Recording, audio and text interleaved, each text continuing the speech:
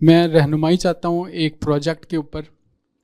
میں کیونکہ I T سے تعلق رکھتا ہوں، میپس بناتا ہوں، ڈیجیٹل میپس. تو میں جب قرآن میں تاریخی مقامات کو پڑھتا ہوں تو مجھ میں تجسس پیدا ہوتا ہے کہ اس دنیا میں وہ مقامات کون سے ہیں. میں نے کوشش کی کہ میں ان کو ڈیجیٹل میپ کے اوپر بناؤں اور ان کی تمام جو معلومات ہیں ان کو اکٹھا کروں.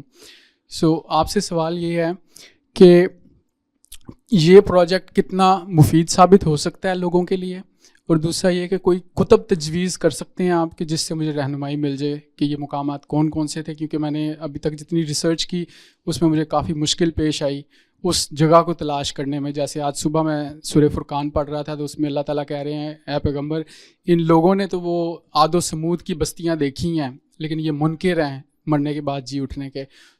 میں بھی وہ چاہتا ہوں کہ آج کے دور میں دیکھ سکوں کہ وہ بستیاں کون سی تھیں، ان کے کون سے آثار باقی ہیں، اور اسی طرح جتنی بھی تاریخی مقامات ہیں ان کو ایک ڈیجیٹل میپ کی شکل میں لایا جا سکے. بہت شکریہ. آپ جس پروجیکٹ یا منصوبے کے بارے میں بات کر رہے ہیں بظاہر بہت اچھا ہے، ضرور اس پہ کام کریں.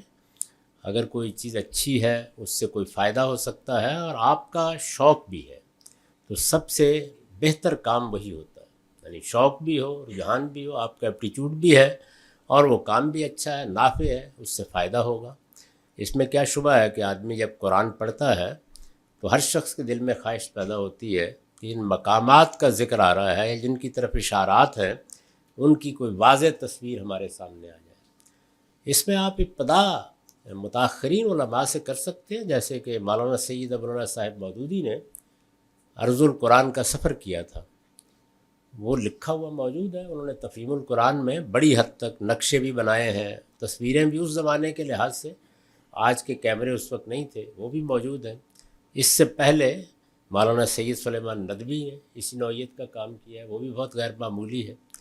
اور مستشرقین نے بھی بعض بہت اہم چیزیں دریافت بھی کی ہیں اور بہت کچھ ان پر لکھا بھی ہے. تو یہ تو دور حاضر میں ہے.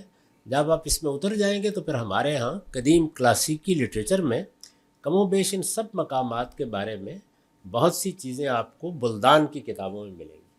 ان کو آپ اگر عربی زبان پڑھ سکتے ہیں، میرا خیال ہے شاید ان میں سے اردو میں بھی کچھ ترجمہ ہو گئی ہوں گی، ان سے استفادہ کیجیے.